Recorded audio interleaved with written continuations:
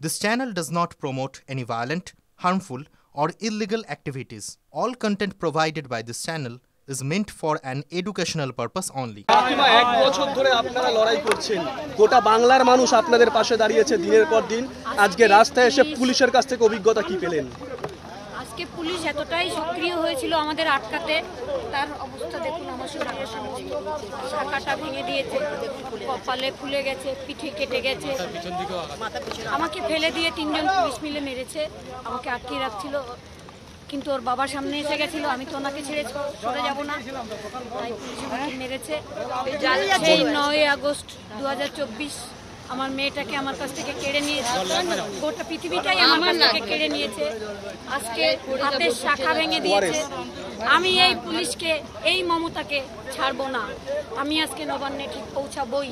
যত আমাকে মারবে তত আমার লড়াইয়ের যে আন্দোলনের তীব্রতা আরো বাড়বে। পুরুষ পুলিশ ছিল না মহিলা পুলিশ যারা মেরেছে? পুরুষ ছিল, মহিলাও ছিল। 3 জন মহিলা পুলিশ আমার হাত ধরে রেখেছিল, এদিকে পুলিশ ছিল। পুলিশ মেরেছে আর আমাকে তো দৌড়ে মেরেছে। কাকিমা, অনেকেই আছে আপনাদের ডাকে চটি চাটা পুলিশ, আমাদের মুখ্যমন্ত্রী চটি চাটা ছাড়া পুলিশ আর কারো কিছু দেখে না। আমার মেয়েটা হারিয়ে গেছে, তাতে ওদের কোনো দায় আসে না। তথ্য প্রমাণ সব লোপাট করেছে 4 দিনে, পরে সিবিআই করছে।